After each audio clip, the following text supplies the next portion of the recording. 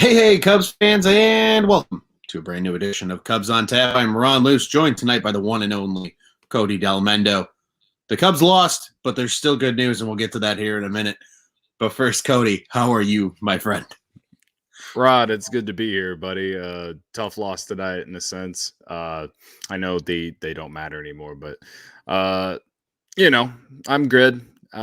Glad to be back. I went to God's country in northwest Arkansas over the weekend for work. So I'm glad to be back here in the Chi, where civilization is normal and there aren't just cows everywhere. Glad to be here and excited to kind of talk about today or tonight's game and I don't know, preview this stupid series with the Cardinals that I'm still really fucking annoyed that they're somehow magically the best team in the world right now in typical Cardinal fashion, which again we'll get to. But yes, yeah. Absolutely. Well, it's good to have you back. We're glad you're back in civilization. And unfortunately, the Cubs lost 5-4, little late game rally. You noted it perfectly from the Cubs on Tap account, but with that umpire, you fucking knew it wasn't going to happen. Two awful low strike calls on Trace Thompson there in that last at bat too. But it wasn't even just Trace Thompson. It was like it happened at least once or twice in the previous at bats as well. Mm-hmm. Again, it is what it is. And maybe that umpire was consistent, but there was some that were off the plate by like a couple inches at least. It's not even like borderline. Mm-hmm. But it is what it is. Alex Colomé, White Sox legend, as they say. I think he's he's probably feeling a little bit fortunate because he didn't exactly have it in that ninth inning. But no, he did not. It is what it is. I guess I think the biggest thing that points to the Cubs and why they lost tonight is they struck out like 16 times. So I think actually 17 if you add up Patrick Wisdom and Trace Thompson.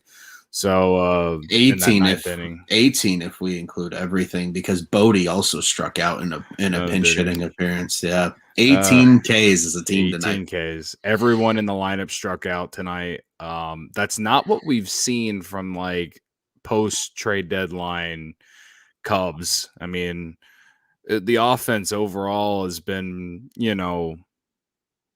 okay, I guess. Mm-hmm. Not a consistent enough team that will take you to the playoffs, obviously, but we've seen this offense put up a ton of runs and be like, who the hell are some of these guys? And then we've seen the offense be like just absolute garbage. And despite the 18 strikeouts, they managed to score 4 runs tonight. But I think at the end of the day, the 18 strikeouts are really why they lost the game. Kyle Hendricks was much better tonight compared to blowing a 7-0 game in Milwaukee. So I guess that's a little bit of a, silver lining. I know the numbers for the season are going to look a little inflated, and all the people who don't watch Cubs baseball will say that he's not that good. And I look forward to fighting with them in the offseason. But he's still my ace. He's still my top end of the rotation guy going the next year. But, again, bullpen was okay. It was nice not having to have heartburn from Trevor McGill or Rex Brothers tonight. Cody Hoyer, unfortunately, gave up that last run to essentially give the Twins the win. But I don't know. He's been very good, so it's hard for me to even like get mad about it. But he did give up some hard contact. There was some bad defense in there too, but it is what it is. Yeah, I mean, I agree with you overall from the bullpen tonight. Very encouraging. And actually from the Cubs staff, I think overall one kind of thing you can hang your hat on for tonight. Only one walk from the whole staff tonight, and that was actually Cody Hoyer that walked the only batter. So again, I mean, some good things. I mean, Wick looked good. It's nice seeing Alzolay continue to do well, even if it's just out of the bullpen for now. I think all things considered, Hoyer has still been overall very good since he got to the Cubs. I think, guys are going to have bad nights. Shit happens. It's going to happen. But, Kyle looked a lot better than his last outing, which was certainly encouraging too. But yeah, it's a bad night when like Frank Schwindel strikes out, because like that dude never strikes out. So when he has a strikeout on his stat line for the night, like that's a big indicator. But speaking of good performances. Schwindel, 2 for 4 tonight. You love to see that. Nico Horner, also 2 for 4 tonight. You love to see that as well. So still some good. They lost, yes. Still some good.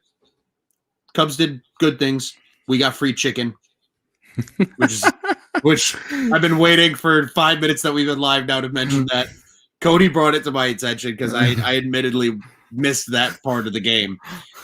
But Boog's excitement about free Chick-fil-A tomorrow because of the freaking Austin Romine.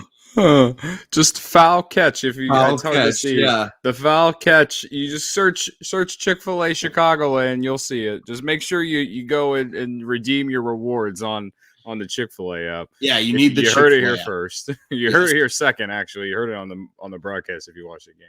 Yeah, incredible stuff. And I'm certainly very excited about that. But we have an interesting comment here, Cody. Are you willing to venture off of the game a little bit tonight? Yeah. Caleb G. Webb, you're in the comments, brother. Show the comment. I can't do it, Ron. Thank you. I got you. Super important question. Brennan Davis continues to rake, but is water wet? In my personal opinion, water is wet, and that's why I quote tweeted from the Cubs on Tap account after Tommy Birch reported that he hit another homer. Yes, water is wet. Brennan Davis is good at baseball. Both are relatable. It is both are factual statements. Both are factual statements. Both are very normalized. Brennan Davis hits bombs, mashes baseballs, destroys AAA pitching, and water is and has always been wet. So I agree with you, Cody. And here's why water is wet. And it's still the greatest explanation I've ever seen for it. It was like a viral video on the internet maybe a year or two ago. I'm sure you could still find it somewhere. But it was just like, I'm sure he was a chemistry professor based on how he explained it. But he says, for something to be wet means that water molecules need to be clinging to said substance. So it's, 2 hydrogen and 1 oxygen molecule. Well, a body of water is made up of water molecules. So in theory, water molecules are attached and gripping to other water molecules. If something is wet, water molecules are effectively touching it or attached to it. So if water is attached to itself effectively, then water is wet. And he explains it better. For those that are listening, that is your homework assignment. Please go do on not YouTube. leave. Yeah, please, don't leave. Please don't leave. But go quickly search like chemistry teacher water is wet video online. And you will find this explanation. The way he explains it is perfect. The only thing that would have made the video better is if he would have like Mike dropped a pen at the end of it or something, because it was that good of an explanation. But yes, water is wet. And yes, Brennan Davis, very good at baseball. 4 home runs in just 7 AAA baseball games. That is dude smashing, bro. Bonkers.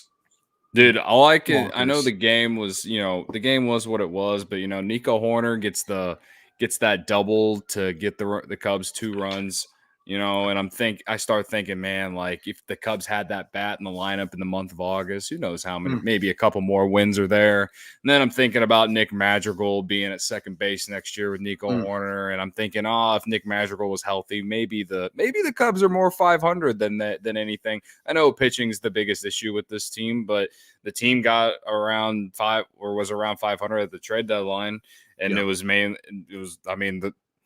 the offense hasn't changed much. They're still scoring runs, but the pitching has not been great outside of a few guys, right? So I'm like, I start thinking to myself, and maybe I'm getting way out of line, but I'm thinking to myself, man, if this offense can be this consistent, which in the grand scheme, it's been, I wouldn't say great, but it hasn't been bad. I guess average. It's been an average offense for a Major League Baseball team. Yeah. Believe it or not, many people wouldn't believe that, but it has. But if they had the pitching and those 2 guys weren't hurt, I think the Cubs have like 67 wins. I think they perhaps have at least 71 or 72 wins right now. And, I know that really doesn't mean too much, but I don't know, like, I don't want the Cubs to lose 100 games. Like, you know what I mean? Like, and I don't think they can anymore. But like, Yeah, I it's don't think they can mathematically. that I just a few more wins here or there go a long way. I think for the future for a lot of the young guys on this team. I don't know. Maybe I'm just spitballing. Maybe I'm just talking out my ass. I don't fucking know. But I do feel like this Cubs team would have been playing so much better a lot sooner if Horner and Madrigal were healthy together. It is what it is. But and then I, because of Brennan Davis hitting the homer, and I'm thinking, I was like, all right, you're getting Horner, Madrigal. You're gonna have Brennan Davis next year at some point. Hell, the way he keeps playing at AAA, maybe with the CBA getting fixed in the offseason, maybe the Cubs say fuck it and they roll with him. You know what I mean? And I'm not to say that I'm actually a fan of that, but maybe if you go get yourself an outfielder and you can platoon him to start the year and maybe only have him face lefties or something. I don't know. I'm just, again, spitballing. Castellanos. Excuse me. Yeah, Nick Castellanos, baby. I don't fucking know. Again, like, I'm just thinking, like, man, there's a lot to be excited about. And again, a lot of people don't believe that. A lot of people, like the national media doesn't believe that. The Chicago media doesn't believe it. Right. Like it is what it is. I know the Cubs aren't, they started the month of September hot and they've been kind of, it was right whenever Chris Bryant and the Giants came to town. The Cubs really haven't been playing that well since. Played some tough teams. I mean, getting swept by the Twins is not great, but they had to play Milwaukee last weekend, and the Giants. I believe the Giants swept the Cubs too. So like those are tough series. And then now they got to play St. Louis, who's red hot here, and then the Pirates as well. But I don't know. Like, I'm just saying that, like, I feel like they could, if those three guys were on the team, they'd be playing a hell of a lot better than they are. Yeah. Pitching's still a big issue, though, and we'll get into that a lot in the offseason. But, that's basically my 2 cents on Brandon Davis. Is like, the future is very bright, and the way he keeps playing at AAA just has me thinking, man, if they get the CBA thing fixed with service time manipulation, why not let him just start the year with the team? I mean, what else does he have to prove? He freaking raked in AA. He's raking in AAA right now, and he's not slowing down. He plays above average outfield defense. He's quite literally the center fielder the Cubs have been looking for forever. I mean, I'm literally forever. Yeah. Like Dexter Fowler was nice for 2 years and he helped us win the World Series. But like, have the Cubs ever been able to develop a freaking center fielder that you could throw out there for literally 162 games a year for 6 or 7 years? No, not in my lifetime. Look back. I was going to say, look back to like Corey Patterson. I didn't want to say his name, man. It's too painful. I didn't want to go there, but like, I mean, how long, like you said, though, it's like, the Cubs have never had problems with corner outfielders. The Cubs have never had problems with first baseman and third baseman. The Cubs have had usually at least solid shortstops, like, and catching historically throughout the organization has been very good. But holy hell, can this team not develop a fucking center fielder for the life of them? So like, if Brennan's Felix that PA. Guy, oh yeah, Felix PA still lives in my nightmares from my youth. But like, what, like, that's why he's so exciting as a player, because like, holy shit, like he's the closest thing to like a 5-tool guy, as a center fielder, which again is like the one position in baseball that's hard to come across 5-tool guys at. Really, the only like one I can think of off the top of my head on a consistent basis in the league is Trout. Yeah, you know what I mean? Like, maybe George Springer is like the closest thing outside of Trout, because he can hit for power and he can also hit for average, but like, the dude can't stay healthy now that he's in Toronto for the life of him. I feel like he's been on the IL this year more times than I've like ventured down the street to my favorite sushi place. Like, it really feels that often now. And I'm Caleb, I'm sorry, my friend. He too says too soon. Still not over Corey Patterson. Hey, I loved Corey. My first ever Cubs baseball game live, Corey Patterson hit a home run. So like, I was on the Corey Patterson train, and then he just like disappeared, and then I was all sad because I was a young kid and didn't understand what was going on. Couple interesting comments though. Didn't Kenny Lofton play center when He was on the did. Cubs? He did, but I Yeah. think he was only here for like a hot minute. It was a half season. It was the second Yeah. half of 2003. Yeah. That was a guy that I really wish the Cubs should have kept. I was literally just even as a kid. Even as a kid, I was hoping for that. I mean, I feel like he's like the last true like prototypical leadoff hitter that like existed. Yeah. Or he was like that was that era of like the last true leadoff hitters. Like because to me, like even though he never truly hit leadoff for this team, but like Carl Crawford had that skill set too, where like you can get him, he hits a single, he'll steal second and third, and then all you need to do to hit the ball deep enough into the outfield to get him home because he was fast enough. Like, you know what I mean? Like he was one of those guys, and like Lofton was certainly one of those guys too. But a couple interesting thoughts. We talked about the pitching and in the offseason. An interesting comment here from our boy Arcaldi at 1908. Interesting, Robbie Ray, a name that I don't think anybody has mentioned in terms of the Cubs. He's having a hell of a season with the Blue Jays. I think the Blue Jays are going to want to keep him as much as possible. But shit, if he hits the market, that's certainly an intriguing name. And there's a lot of guys on that Blue Jays roster that I like. I mean, Marcus Simeon's going to be a free agent. No one's talking about him as shortstop. I don't know how much money he's going to cost, and I know like a lot less than the other ones. Right. Well, and I know the Cubs have shortstops like in the system coming up, so it's not like you want to give a guy like 5-year contract. Right. But I'm feeling that Marcus Simeon's going to be wanting a long-term deal because he's moved around the last couple seasons, right? Like he was with Oakland and now he's with Toronto. And he's like one of the top leaders in WAR this year. Like I don't think it's an argument. He's probably the best shortstop in baseball this year. No one's talking about it because he plays for Toronto. But like statistically, he's at least top 3. You know what I mean? You want to hear maybe his not stat better, line? Maybe not better than Tatis, but still, like I will tell you this fun little fact: he has more home runs than Tatis.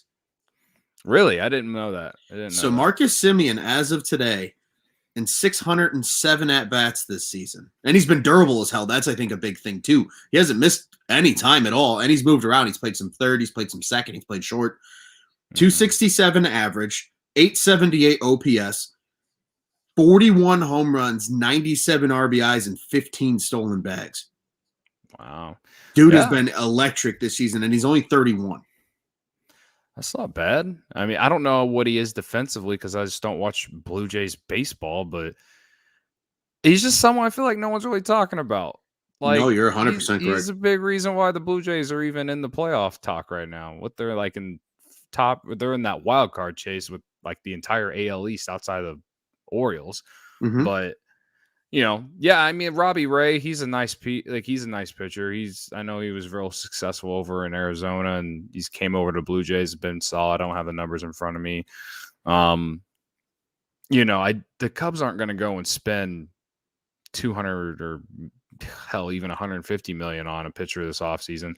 And I don't necessarily want them to. I do think that they got some guys that they can build around, but they do need to get some veteran depth in there. And Robbie Ray, I mean, I don't know how old he is, but I know he's been in the league a while, so I'm assuming would be considered a veteran.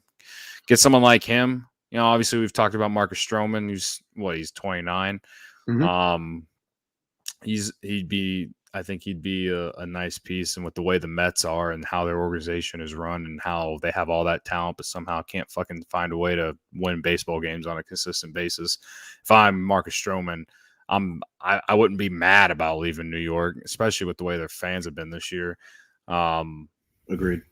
So yeah, I feel like that would be a nice, like that would be out of all of the top end free agents. I feel like Stroman might be the best chance the Cubs have, and that's just me thinking right now. I mean, Nick Castellanos for sure, I think, has a good chance, especially now that the Reds are free falling.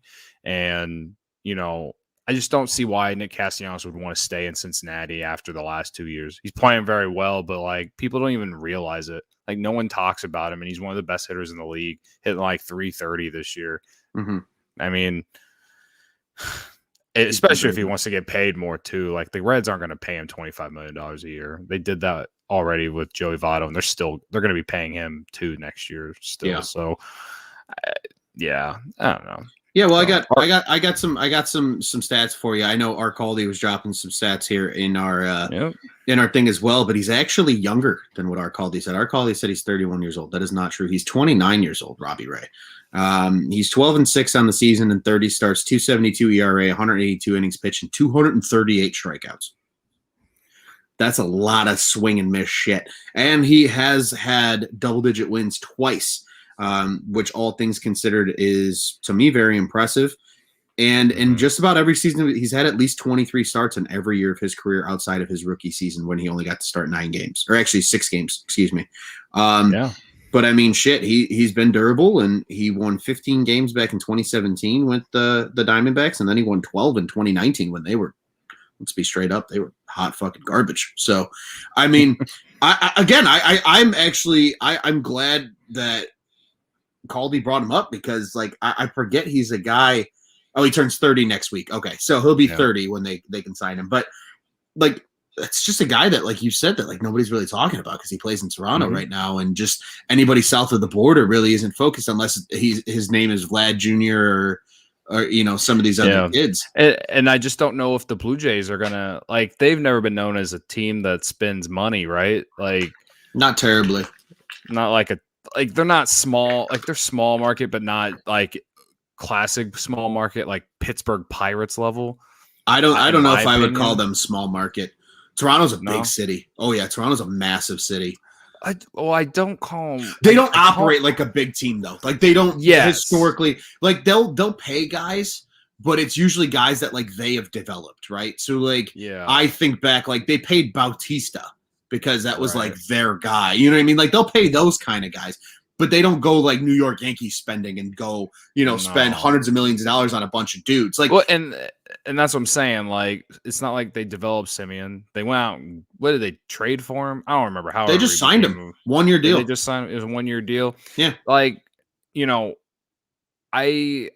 maybe Simeon will look at that as like a good thing, like to say like, oh, the team took a chance on him, and then he has this breakout season. Not that he was really solid for Oakland, and I was really surprised that Oakland let him go. But also Oakland operates like a small market team, and they rely on Moneyball and all that bullshit, which it's not bullshit, but you know what I mean. Why do we like him, Cody? Because he gets on base. Sorry, because he gets on base. But Simeon's just a guy that I feel like no one's really talked about, and I haven't even really talked myself into thinking that he's a guy the Cubs should go get. But he'd be nice, and like we said, Robbie Ray would be good too. I just think that you add a couple free agents, mainly on the pitching side, and with the way the bullpen has been lately, that at peak level it can be very good with some of the guys they have. But clearly, they need to go get some vets or do what Jed and Dan Kantrovich do and just like go find some random dudes. I mean, you do, like, I hope everyone realizes the way the Cubs have put their bullpen together the last couple of years, they just go find random dudes and they just throw them in there and they somehow work out like it quite literally. I mean, we saw it last year, and before the trade deadline this year, we saw it. I mean, Andrew Chafin came out of nowhere and is now the closer for the A's. Tepera is the same way. Yeah, Ryan Tepera, we came out of nowhere. Like, no one knew who he was. I mean, those are the two best examples. So it's like the Cubs can do that this offseason. So it's not like they're going to have to spend a ton of money on some bullpen arms.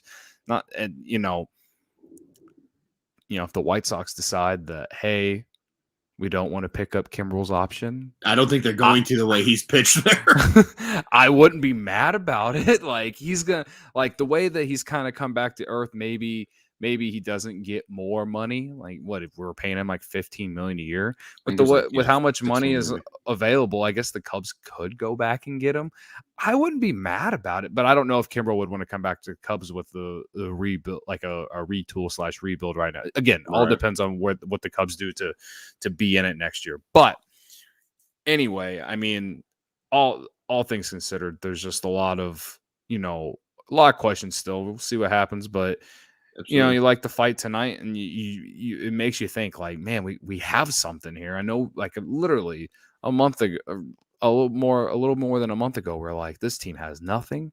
Yeah. This rest of the season's gonna suck, and all we have is 30-year-old Patrick Wisdom hitting moonshots, and then Frank Schwindel turned into Frank Schwindel, and Rafael Ortega is this and that, and Nico Horner's back, and Matt Duffy's been a nice addition in the second half, getting back to how he's playing in May in some games. So, I feel like every time we do this, I just kind of repeat myself a little bit. I'm trying not to, but I just keep thinking to myself that this turnaround isn't going to be as long as what many people think.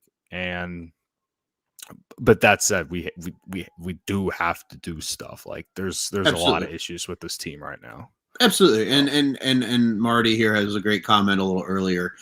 He said, long-time listener, first-time caller, is Schwisdom the second coming of Brizzo? And I think we can all confidently say from a talent gap perspective, no. But again, like fun. It is fun, and I think that's kind of what a lot of that alludes to as well. Schwindel, right? 11-game hitting streak, man. Like, yeah. You just can, like, it's. I don't know what it is about Frank Schwindel, but he's just fun. And that freaking diving catch he made in the first inning tonight, and then he just points to the dugout, like. That was fantastic. I was just vibing with that guy. That guy's just fun. Like, yeah. People would think completely different about this guy if he was, I don't know, 26, but no, he's 29. And you know what? Perhaps he gets a full, maybe things go different if the minor league season is not a thing, it like isn't canceled in 2020. I mean, that's been the biggest, like the Cubs' biggest like success this year, right? Is been bringing these guys who are a little bit older, but haven't really had a full chance to like a full opportunity to play. Right. And a lot of them have like had a little bit of taste of major league playing, but not enough to really tell if they have any kind of juice or anything like that. I mean, Frank Schwindel is playing like he belongs in major leagues, man. Like, I don't know how else to really say it. Like, 11-game hit streak. This guy won Rookie of the Month in fucking August. He's been playing well all September as well. Maybe not to the length, but I mean, if you go into next year and you have him as a piece, like, I don't see why not. Like, why wouldn't you not want this guy around? Yeah. The only thing I wish is like that we got a full season of him, just to like so for people to be like, oh, this guy's good at baseball, we should keep him around. But then if we started the year with him, and then people will be like, oh, we should have flipped him so we got some prospect. I mean, it's just like fucking stupid. Like, I don't know. You never win. You never win with it. So it's just kind of like, I'm just kind of again, it just kind of goes back to player development, scouting, and all that. Just kind of find a guy like that. I mean, this guy was literally put on waivers, and he's playing. I mean, you could argue he's the best offensive player in Chicago right now. I know the White Sox offense hasn't been that great lately, and I know their team's not playing that great right now. Yeah, you could argue it right now, at least. Yeah, I mean, the last 2 months since he's really effectively come up, he's been the hottest hitter probably in the city, and I mean, at times in probably the entire league. I mean, it's again, but he's just because he came out of nowhere, and it's such a small sample size, and compared to some of these other guys that, people are still like, oh wow, who's this guy? But he's been great, and he's literally, like you and I have talked about this before. He's literally everything that the Cubs wanted. A guy that doesn't strike out a lot and like mashes baseballs. He doesn't need to hit for power all the time, but I know we got Nicky 2 bags, but we got Frankie 2 bags too now, because like this dude just hits doubles like it's his job. I feel like every other game this guy has a double, and it's awesome. And he doesn't strike out. Yeah, and Caldy here, our Wisdom and Frank the starting corners next year. I don't know if they're necessarily the starting corners, and I say that more from if the DH comes in and Schwindel maybe DHs a little more if they bring in a different first baseman. But overall, in theory, they both absolutely could be, because, I mean, Patrick Wisdom hit 27 bombs in less than 400 plate appearances, and Frank Schwindel's been the hottest player in the NL since August. Like, why not? Mean, people want to talk about Frank Schwindel being like 30 years old. Well, fucking Anthony Rizzo was 31. I could probably be 32 by the time the season starts. Right. Like, so it's and I've been on record to say that I want Riz to come back. And I feel like you bring Riz back, you get the elite defense at first, and you get consistent at bat that you're going to get. And then you could have Frank Schwindel as your DH, like to have them both in the lineup. That'd be solid, you know? Then you got Nicky Two Bags out in left. You got Brennan in center. Things are going great. Yep. Perhaps Kyle Schwarber out in the left, if not Ian Happ, you know? A lot of options, right? A lot or of just Kyle Schwarber can be your freaking DH, and Frank Schwindel and Riz can platoon or something, or I don't fucking know. That's a lot of fucking platooning every other day there, but I don't know. Ian Happ's played well enough to where he's probably gonna get a full-time chance one more time in 2022, and I'm at the point where it's just like whatever, fine. Yeah. Caleb says in the comments, Rivas hype train. Well, I was going to say, this is in relation to this comment that I wanted to bring up because we were talking first base. So, and ironically, you mentioned Ian Happ, so I felt this was perfect to bring up. So on the compound, as Caldy brings up here, Nico said that Rivas is the best defensive first baseman he's ever seen. Wow. That's a hell of a compliment coming from a guy that played with Anthony Rizzo, who owns 4 gold gloves and a platinum glove over at first base. And I like Rivas. I'm actually really upset that he went on the IL at the end of the year because I was hoping to see a lot of him in these last 10 games. Yeah.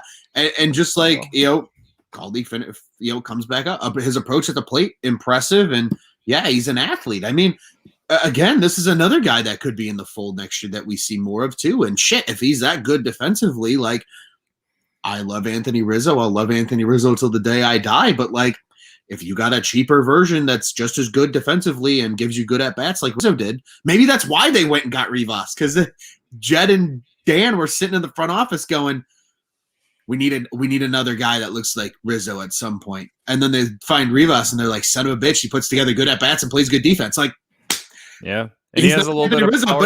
But he's Anthony Rizzo, effectively. Like, yeah, he maybe doesn't have the power that Rizzo does. I think that's the one big glaring difference in my eyes. But like, in theory, he has a little bit of it, and power develops for guys like Rivas.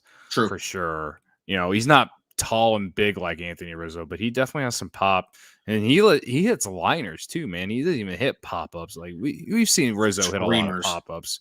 You know what I mean? But Rivas, when he hits those homers, they're like straight into the basket line drives. Like that's what from the few that he's hit. But I mean, I love Rivas too, who's shown that he can play first. They've shown that he can play corner outfield. I mean, there's a lot of options there. Mm-hmm. It'll be interesting to see how the Cubs do that.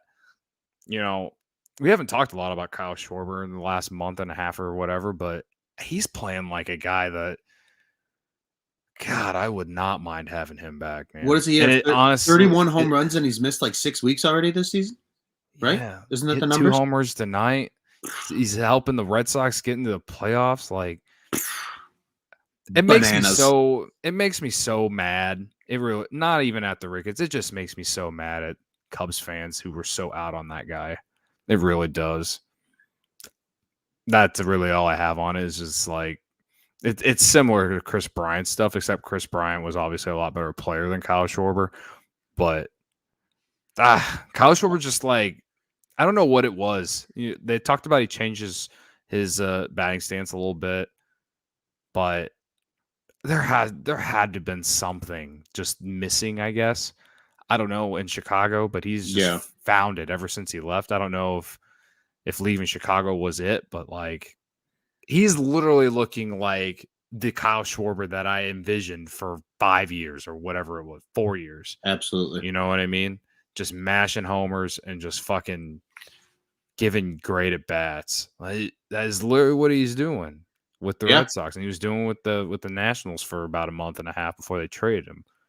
Yeah, so, I mean, at one point in time, he was arguably the hottest player in baseball. I mean, he was mashing home runs. It felt like every other day. I mean, it was stupid.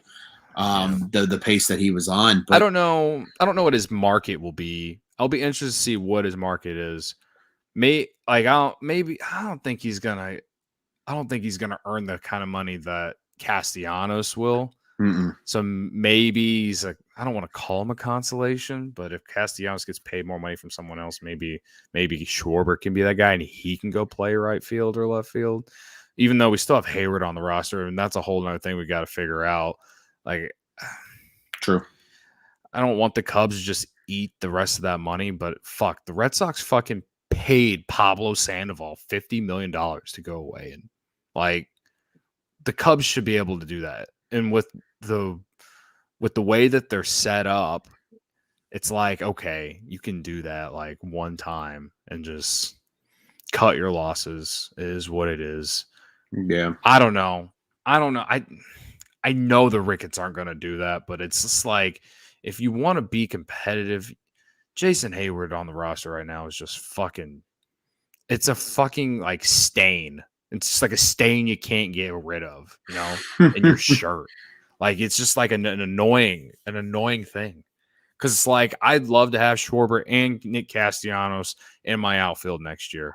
Both are brutal defensive. Yeah, I was going to say brutal defensive outfield. They're average outfielders. I get it. But you know what? Fuck, dude. Hit a lot of bombs, though. We'd score a lot of fucking runs, and offense fucking makes up for it. They can't be so bad to where like we lose game. I don't. We had a similar outfield in 2015. Went to the NLCS. That's true. So you can also DH those guys on certain days too, and put a better person out there. Every time Schwarber played left field, play for 5 or 6 innings, and then they put a better defensive outfielder out there if the Cubs were winning. I don't fucking know. I'm just saying. I'm spiraling and going off on different tangents, but I would just love to see Schwarber and Nick Castellanos back in a Cubs uniform next year. If we can't have KB or Rizzo, I'd love it. Fans would get back on board, and me and you could sit here and be like, we never left. We always believed. We always knew where the direction of the team was going. We'd have a lot to shit down people's throats, man. Don't you want to be able to shit down people's throats? I literally love shitting down people's throats on the internet. Like, it's fun. It's become a hobby for you of late too, but you're good at it. That's why it works. But I would say, you know, and Caldy brought up just a quick good point. We mentioned Hayward briefly. I won't, you know, just want to bring it up because I think it is interesting. I do think the value that Hayward would bring being on the roster next season is being a mentor to Brennan Davis, as Caldy said. So, fair. I mean, that at least that is something that you can kind of hang your hat on and go, okay, granted, he's a very expensive mentor, but a mentor nonetheless to a guy that, again, like, based on the interviews I've seen with him and the player that he's right now is in the minor leagues, like that's the type of guy that screams to me like the face of the franchise for the next 12 years type guy. You know what I mean? So if you got a good vet like Hayward that can, you know, be that mentor to him, especially in his first season and maybe even his second season, because I think Hayward's under contract for the next 2 years, like, okay, then all things considered, you know, when hopefully we're winning a bunch of World Series between the years of 2023 and 2029 and 2030. Like, cool. I'm here for that. You know, I can live with Hayward getting overpaid to be an expensive guidance counselor of sorts for a guy like Brennan Davis. But, I mean, Hayward is a great dude off the field. I mean, he's the Roberto Clemente nominee for the Cubs for a reason. Like, the guy gets it. You know what I mean? Like, he's got the makeup. Like, that's a guy, honestly – if Ross is still here managing, especially because how close they are, I wouldn't be surprised if he's a guy that comes in and starts doing stuff with the Cubs when he retires in terms of like coaching and stuff. Like, because he strikes me as that kind of guy that could do really well in that type of role. Yeah. I'm not like trying to say like that I don't like Hayward as a person. I've always liked Hayward as a person. He just doesn't perform, man. Just hasn't performed this year. And he's never lived up to the contract. And it's just, you know, when the Cubs were winning, it was always something you could just be like, yeah, this sucks, but hey, we're winning, and hey, we're in the division race. Well, this year, because he didn't perform, it led to us trading off our favorite players. I mean, at the end of the day, like, a lot of that 11-game losing streak was because the offense, and Jason Hayward was not doing much of anything. He hasn't done much of anything all season. He's had some good moments. I'll give him that. He always has that, but I don't know. He is what it is. He is what he is. I think he left his bat or bats in Atlanta, and then for that 1 year in St. Louis. Because ever since that 1 year in St. Louis, he hasn't been the same player offensively, unfortunately. And again, I mean, yeah, it helped win a World Series, and he's a great defender and everything. But like you said, I mean, ultimately, he never performed that contract. I mean, even if he was a fucking 250, 260 hitter, he would have at least gotten close, and if the power was still there a little bit. But that power just disappeared, and it is what it is. Yeah. And, I mean, it sucks that that he hasn't really been able to come out of, like, I think his batting average is over 200 now, so I guess that's good. I know he's out. He's probably going to sit out the rest of the year, which he might as well should, unless the Cubs absolutely need him just to play some innings. But I mean, it's kind of nice that he's not out there, because it's given us a chance to see other guys play, like Trace Thompson, for example. Clearly, his missing his defense, there's no doubt, but I don't know, man. Just so much about what he brings just doesn't get me to thinking that he's going to play to the even 50% of what that contract's worth. And that's just tough. Thankfully, the Cubs have plenty of money now, but at the same time, it's like, if you want to make your team better, you have to fill holes that have been a problem, and he has been a problem. Yeah, absolutely. No, I 100% agree with you. I mean, it is kind of just now what it is, and I think that's what's going to make this offseason so much fun, though, because like you said, there's so much money for this Cubs team that's available, for them to tap into, and they can do things that without going too crazy, but they can do a couple little moves here and there, supplemented by some of these young guys coming up and filling important roles on the team that are ready. I know earlier it mentioned. Oh, I'm trying to find the comment. It was our boy Caleb here dropping some knowledge in here. Said a lot of solid options about bullpen arms, right? So guys, like Efros Leaper is a guy that we've heard his name a lot all season. Little has been down there and has been impressing in AAA. So there's some guys where, maybe they can ultimately go get a bat or two and maybe a starting pitcher, but then you can probably fill in a lot of those other holes with some guys that are already in the organization where, again, maybe they're not World Series competitors in 2022, but at least division competitors in 2022, because I don't think the Cardinals are going to get better. Sure, they're playing out of this world baseball right now, but I don't think they're going to get better in 2022. I don't think the Brewers are going to get that much better in 2022. So why can't the Cubs be there? The Reds certainly aren't going to be better, because we know that Castellanos is going to opt out of that contract. If he doesn't, I love Nick to death, but he's a fucking moron if he doesn't opt out of that contract, because he knows he can make more money, especially the way he's performed this season. There's enough there the Cubs can do without going absolutely bonkers spending money to still be fun and entertaining in 2022. And then come 2023, when more of these kids are ready to fill holes, you all of a sudden have a team that's going to give off that 2015 vibes again, where they're young, but you have the right vets in place. They could make some fucking noise and do something in the playoffs. And then all of a sudden now we're talking about the next window and the next great Cubs team, trademark, copyrighted by whoever, you know what I mean? And that's exciting, right? But again, like you said, even in losses tonight, and this is my way of tying it back into the game a little bit here, of just in losses tonight, you still see the pieces that are here that can do something on that next team, or at least get you to that next team, right? And still make them competitive. It's just a matter of filling those holes like we've been talking about now for, the last 43 minutes or so of you go get a couple of guys. You have some of these kids that are maybe in the system that got to actually have a year of development this year, that maybe are ready next year and can step up and fill some holes for you, that at least come September, we're at least talking about interesting baseball. We're not sitting here talking about just the future. We're talking about holy shit, hey, if the Cubs can win 2 out of 3 for their next 3 series and, Joe Blow team shits the bed, the Cubs could win the division type stuff. That's fun. That's exciting. That keeps people invested in.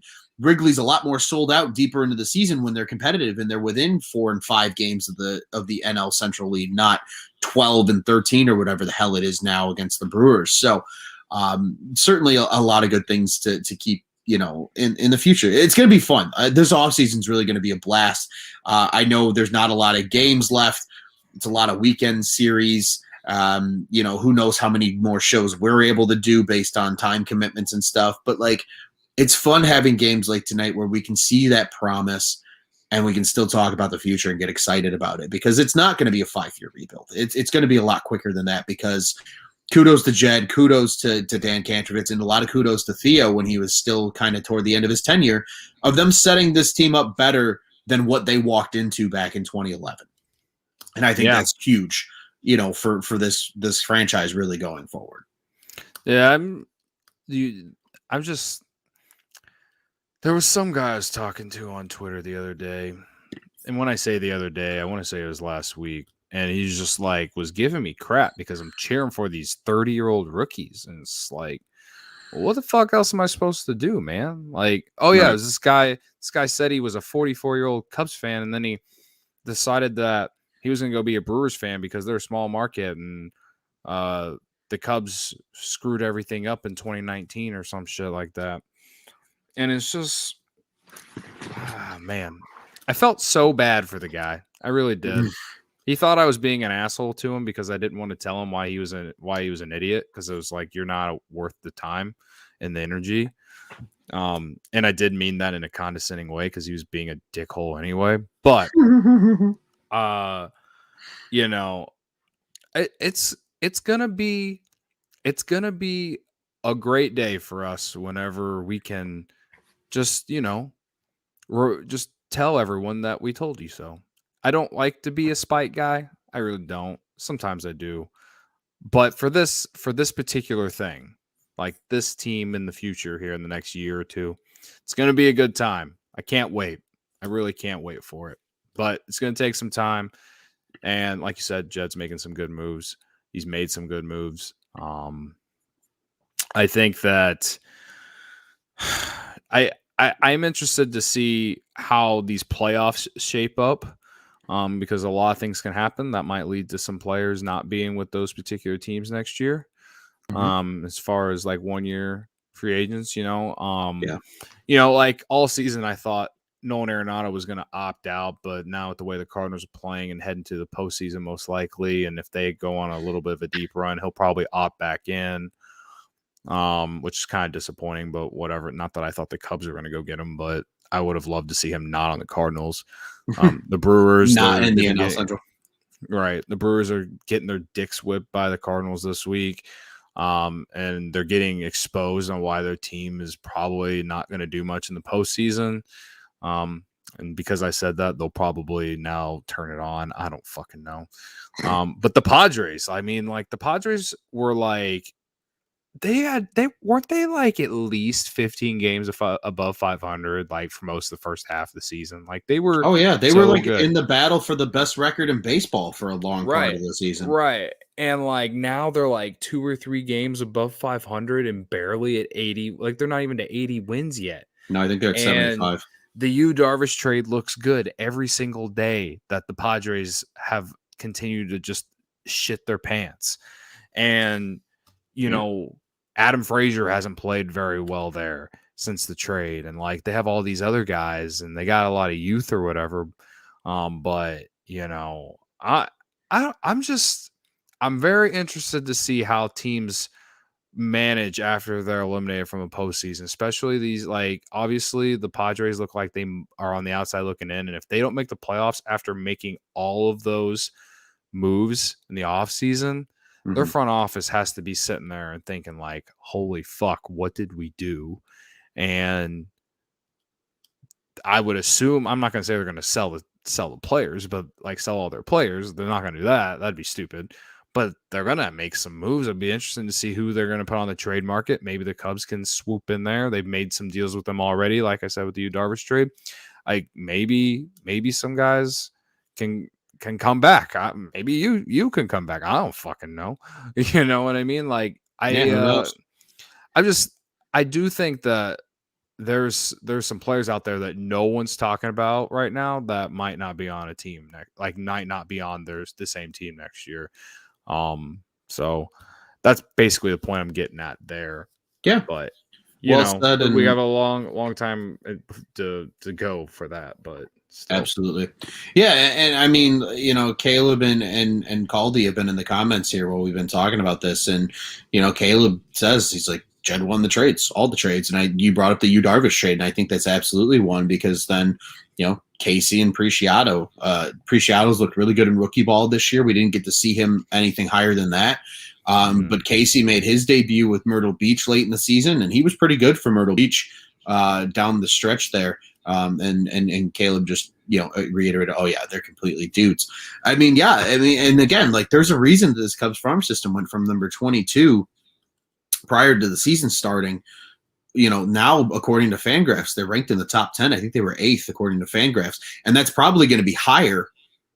They might be 6 and 7 next season because of how like the big strides a lot of these guys in their organization took. Guys like Brendan Davis, guys like Ed Howard and Preciado and Casey, and the list goes on and on. Like there's a lot of guys that took massive strides this season in the 2021 minor league year. So like there's a very good chance that, the Cubs are a borderline competitive team in 2022 with a stacked farm system. And quite honestly, I don't think that's going to stop because now that you have this pipeline in place and guys like Kantrovitz in the front office that seem to just be talent gurus of finding these guys, you're hopefully setting up for a complete, just pipeline effectively beginning for this team to be competitive for 20 years. And I'll tell you what, man, if I have my own kids and I'm still talking about them being competitive for, 20 straight years,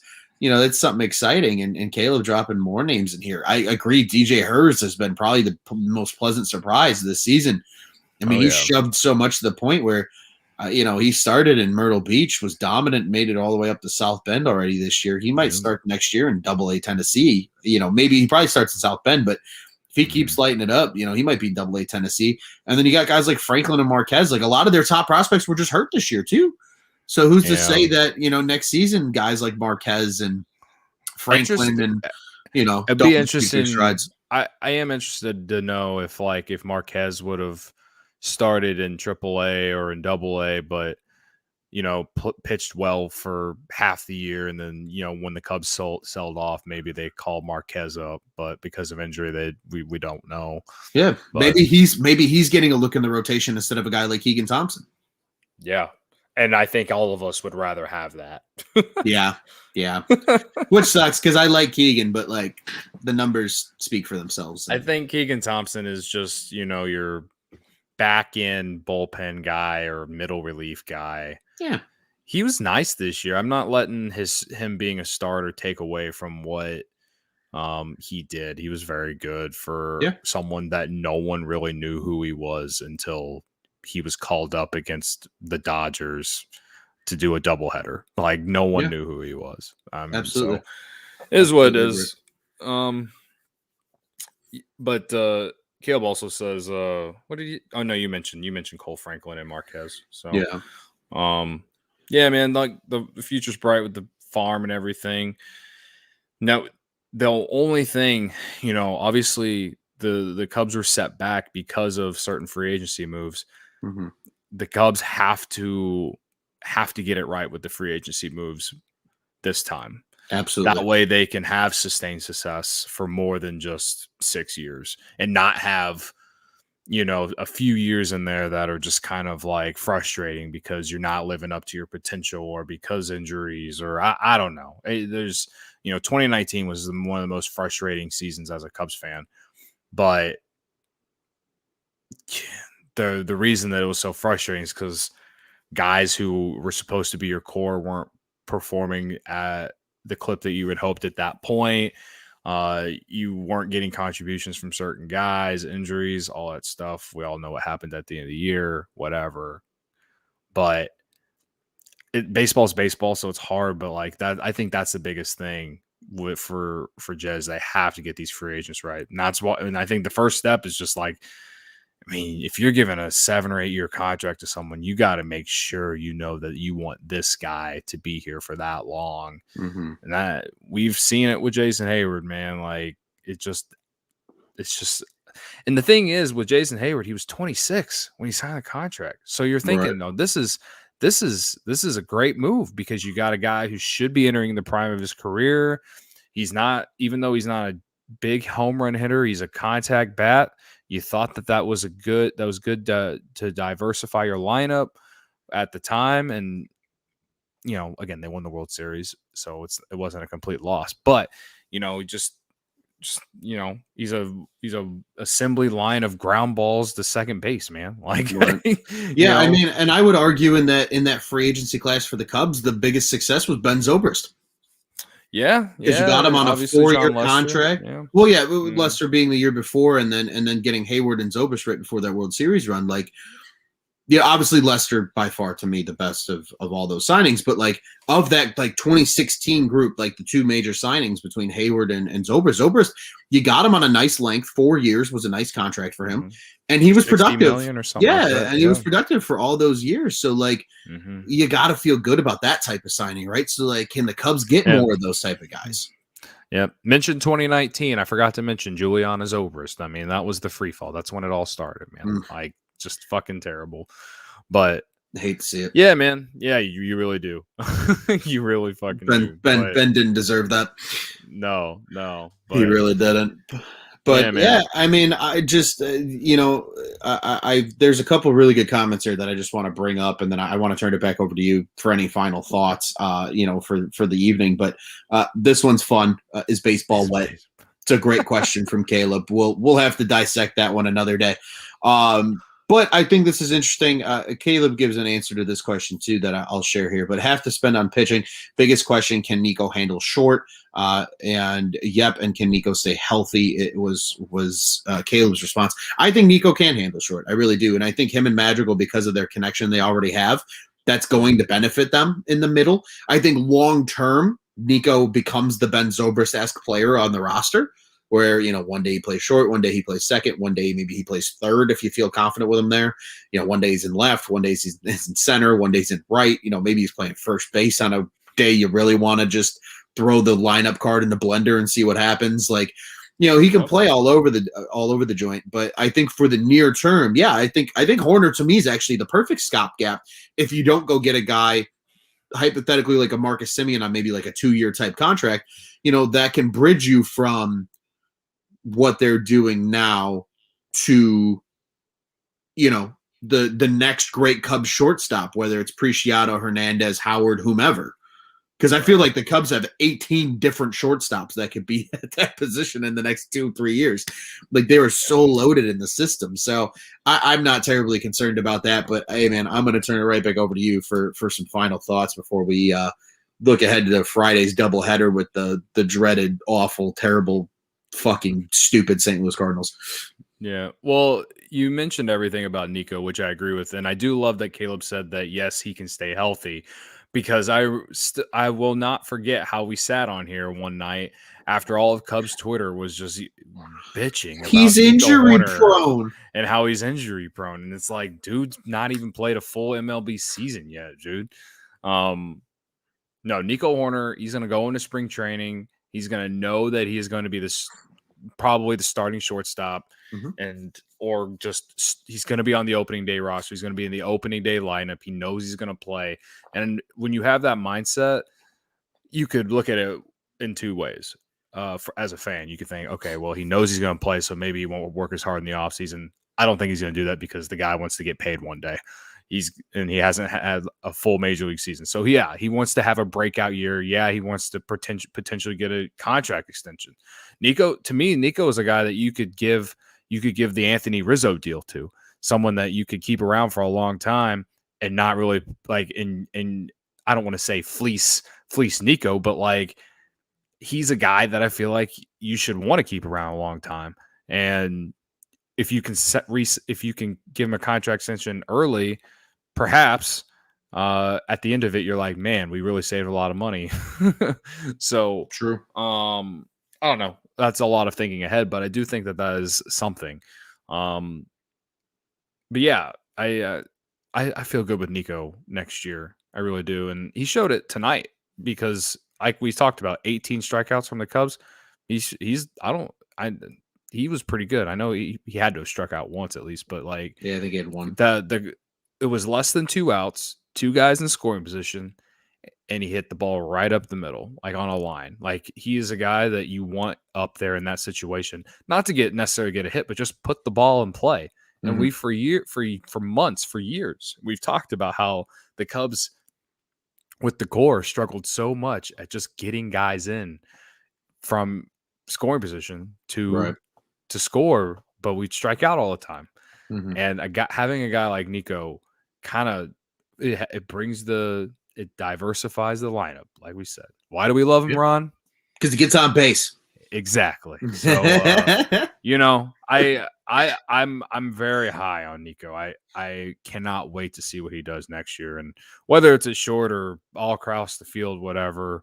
I'm feeling really good about him. And the only reason that I'm kind of like, maybe you can get a bridge guy at shortstop is because Nico, I feel like, can play a little outfield and stuff. And maybe on days you want to give Madrigal a day off, you can move him over to second base and whatever, you know what I mean? Like, he's very versatile. So that's why it's like, why not get another guy that maybe has a little bit more power? Because obviously everyone's talked about how Nico and Madrigal don't have any power. I mean, Nico doesn't have any home runs on the year. Madrigal, I think, only had a handful as well. So, I don't know. Like, again, I'd have to go through the whole entire shortstop list, but I wouldn't mind getting another. Just like those good Cubs teams, they were good because they had depth. Right. So depth I don't is a see good thing to have. I don't see a problem with going and getting a guy while also using Nico at shortstop as well in certain days. Like, they don't have to play there every day. So that pretty much sums that up for me, man. Yeah, I completely agree. One little note I will leave us on before we look ahead to the Cardinals series. Chris Bryant had a bases clearing double for the Giants tonight, and that's all 3 of their runs in their 3-1 lead right now over the Padres. So I think that I knew that would bring a smile to your face, but KB continues to rake. So he's gonna get paid. He's going to get paid. A nice little contract this offseason. I wish him nothing but the best, man. Absolutely. And hey, he didn't close the door on coming back to the Cubs, so who knows what's going to happen. And our Caldy said something in the comments earlier. What did he say? He said Cody. He called me Corey, but then I think autocorrect is a bitch. Yeah, he said this is going to upset Corey, but it was time to move on from that core. Love what they did, but it broke. And I've DM'd him with him before. We've had conversations. I just want to say to him that, like, I feel like it was the right move to make the trades, but there is no reason why you don't want Chris Bryant on the roster or Anthony Rizzo. There is no reason why you don't want those guys after you did what you had to do with them with their expiring contracts, but there is still no reason why you shouldn't at least give them a call in the offseason. Yeah, I think that's a great way to put it, and I don't have anything else to add because I think you nailed it on the head. But looking ahead to we could put this 5-4 loss to the Twins and this just god awful Twins series in general behind us. Cubs are back at it, doubleheader, 2 7-inning games on Friday. First one is at 1:20. Again, Friday 1:20 starts just hit different. This is the last Friday 1:20 start, so if you can make it to the ballpark, do it.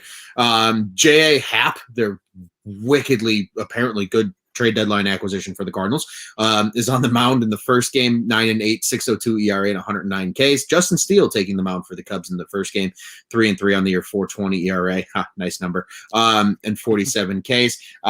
You can listen in Cardinal Country, KMOX 1120, 98.7 FM, Bally Sports Midwest, and then the usual suspects in Chicago.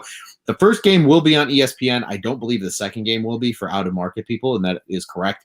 But in the second game, Jack Flaherty goes for the Cardinals, 9-2, 3.08 ERA, and 81 Ks on the year. And then, Zach Davies throws in the second game for the Cubs. Slam the Cardinals money line on game 2, baby. Yep. He's awful and awful. 6.11 record, 5.49 ERA, and 112 Ks. It's actually impressive that he has a worse ERA than J.A. Happ, even though J.A. Happ has more wins. I think that's interesting to note. For whatever that's worth, but holy shit. Cardinals.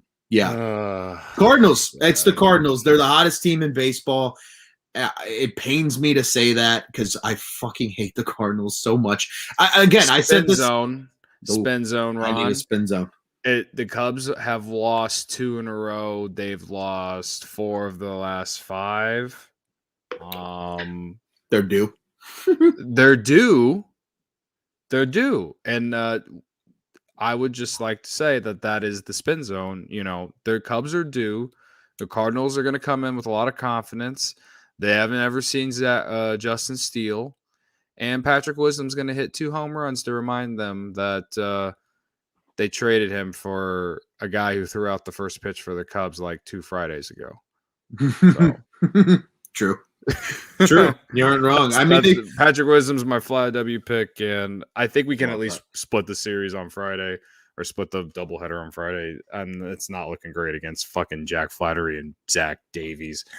God, Zach Davies. If there's anything that the Ricketts or front office would do to piss off Cubs fans even more is if they brought Zach Davies back to be like a bridge guy or to be an innings eater guy.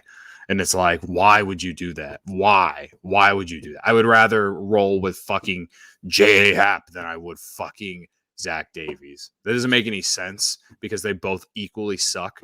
But at least I wouldn't have to watch Zach Davies.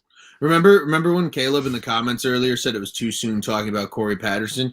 It hasn't even gotten to free agency yet, and it's too soon that you even bring up the Cubs bringing back Davies. Because if Davies isn't sent on the next rocket ship to the fucking moon, I'll be livid. Because I nothing against the guy personally, but holy shit, he sucked as a Cub. That was probably the one thing we were god awfully wrong about before the season started. Was we were Zach Davies stand account, and then he just totally shit the bed and made us regret that decision. So all it didn't last long, that's for sure. It sure as hell didn't last long. I do remember though, Zach Davies' first start as a Cub was actually really good, but and we were all like, yes, this is great. And then it just went down from there the whole way, and then we were just like, this is awful. I mean, Zach Davies did have a really good start against St. Louis. I was at the game in June, but that was in June. And that was kind of probably one of his higher points of the season, but he's and that Cardinals offense is playing good right now. Tyler O'Neill is playing at another level. I don't understand it. I guess he's finally decided to live up to the hype because he probably got tired of hearing me sit on the internet and talk about how Patrick Wisdom is really good at baseball and he sucks. So, I mean, credit to him. Credit to him for, actually living up to a little bit of hype. All of the best fans in baseball in St. Louis can give him a nice standing ovation. They'll stand up for him and then applaud for 20 minutes and then go online and tell everyone that they're the best fans in baseball because they stood up and clapped for people. That's what they do. It doesn't make any sense, but that is what fans in St. Louis do. They call themselves the best fans of baseball just because they stand up and clap. I think that's what fans are supposed to do, but I could be totally wrong, Cody. I could be totally wrong. I'm not entirely sure. You look at me like either that I don't know what I'm talking about, or you're just mind blown at what I think about Cardinals fans. This is a thing. I know it's a thing. No, I know it's an actual thing. I'm looking at you. I'm dumbfounded because it's an actual thing. I think that's really what that look was. It's just you realize many people like the first time Albert Pujols came back to St. Louis. You know how many freaking Snapchats and shit I saw on social media of Cardinal fans were just like, man, we are the best fans of baseball. Like we just love Albert Pujols. It's like, congratulations. He's one of the greatest players of all time. Doesn't make you the best fans of baseball. I'd love him too if he was a Cub. 20 minutes. Yeah. If Pujols was a Cub for 15 years. Oh, God. We should have just came on here and just shit on St. Louis the entire time. This show would have been a lot better. I apologize to all the people who are here, and if you're a little disappointed. Next show that I'm on, and it's going to be a post game against the Cardinals. If the Cubs lose, we'll just come on and just purposely shit on the Cardinals, the entire city of St. Louis, and how the Cardinals traded Patrick Wisdom for a guy who doesn't play baseball anymore, and he threw out the first pitch for the Cubs 2 weeks ago. That's what we'll do. Yeah. I mean, if I recall too, Cody, correct me if I'm wrong, he was also traded for a washing machine, a Prius, A Prius. What else have you used this year? There's been some good ones. The Prius one was probably my favorite. That one made me giggle. There's been some good ones. There really has. There have been some good ones, but nonetheless, I mean, he was literally traded for more or less a fucking garbage bag and 27 home runs, Cubs rookie home run record in less than 400 ABs. Patrick Wisdong is getting it done. Yeah. No Arcaldi. It doesn't make me happy that the Cardinals or that the Rockies paid the Cardinals $50 million to take Aaron now. You can go listen to old podcasts where I sat on here and bitched about it in the offseason. Oh yeah, I was very pissed off. I have a grudge with the Colorado Rockies until Nolan Arenado is no longer a St. Louis Cardinal. That was one of the dumbest trades I've ever seen in my entire life in all of sports. $50 million, Ron. $50 fucking million. $50 million. You paid a guy $50 million to go play for another team and gave away more stuff with it. And you got nothing in return. You got Austin Gomber or whatever his fucking name is. Yeah, who's an average pitcher in my opinion at best. It's bad. It's bad, okay? It's just one of the worst. Bad. It literally at the time of the trade, I literally says like, this has to make Cubs fans feel better about the Yu Darvish trade. It still didn't. People still bitched about it. I was like, how can you fucking bitch about that trade? The Yu Darvish trade looks great now. Absolutely fantastic trade for the Cubs. Absolutely. Patrick Wisdom also traded for a Chevy Volt. Per Caleb. That's a good one. I had to share that one.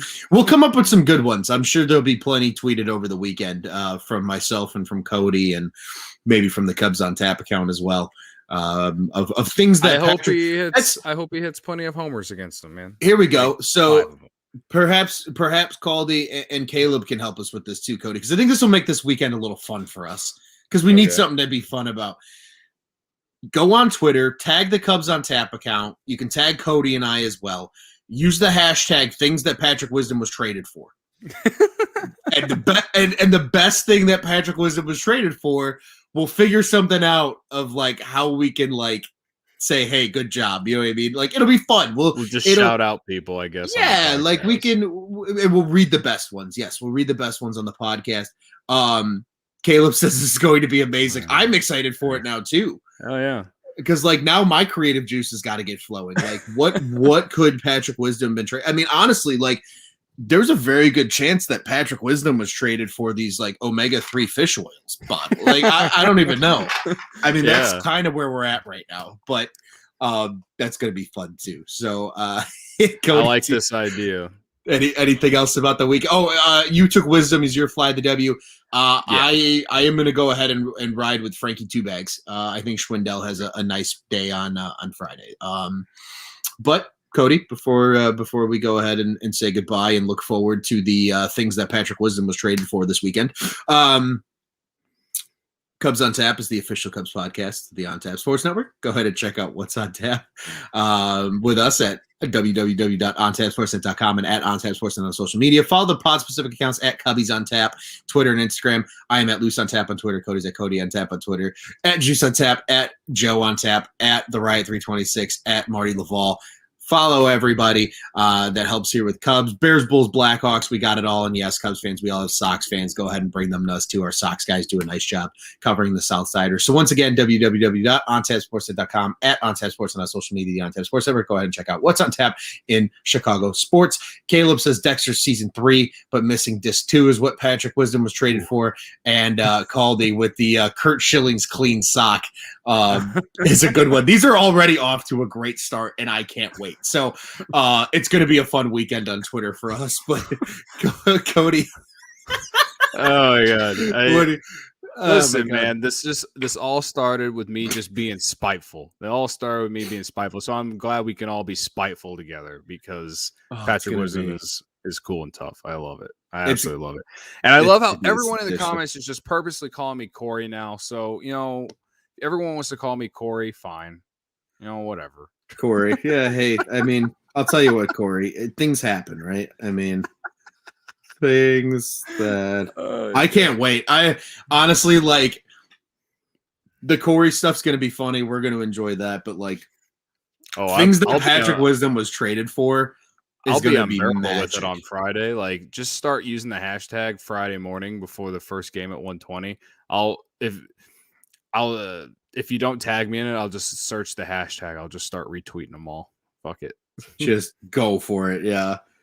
It's gonna be. I can't wait. I'm so excited, honestly, because there are so many more people, Cody, that take enjoyment in bashing the Cardinals like you do and like I do, that are gonna get in on this, that are gonna get this thing really fucking creative, and I'm very excited about it. We gotta have something fun. It's the last weekend home series for the Cubs all year. It's the last home series period for the Cubs. So we gotta have some fun with it. So.